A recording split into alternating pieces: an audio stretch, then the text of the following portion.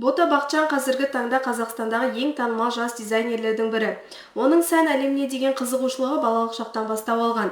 Бала күнгі арманы жайлы Ботаның өзінен білсек.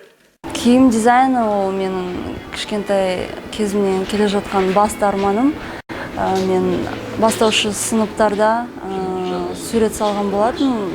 Модельдерді, қыздардың киімдерін сурет салғанда менен сұраған, сен кім болғың келеді? Мен айтқам, киім дизайнер болғым келеді.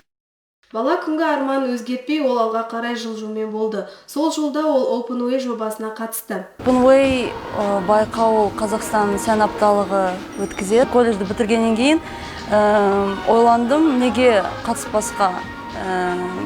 Мен киім дизайнерінде оқимын, және де қатыстым.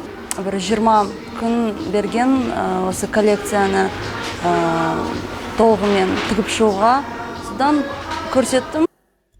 Осы жобада Бота әділ қазыларды өзінің ерекше стилімен таңғалдырған болатын.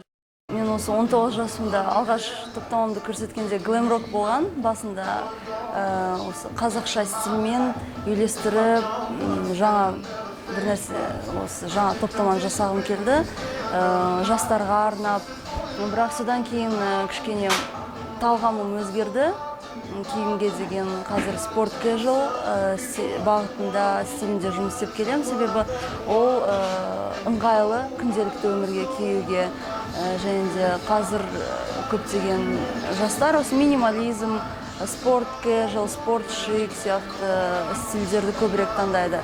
Күнделікті өмірге арналған ыңғайлы болу үшін сонымен қатар әдемі болу керек. Отандық дизайнерлердің киімдері қарапайым халыққа аса қымбаттау. Бота өз өнімдері жайлы не айтады екен? Қазірда мен өзімнің ательемді аштым, және де үнемдірек осы жастарға қолжетімді, студенттерге, оқушыларға қолжетімді киімдерді енді жасай бастадым.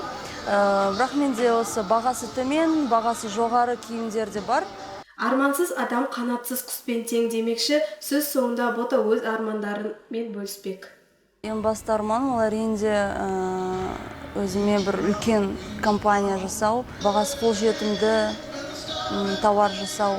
Қазақстанның халқы Қазақстан тауарын, Қазақстанның өнімдерін тұтынса керемет болар еді, және де ол басты мақсатымыз.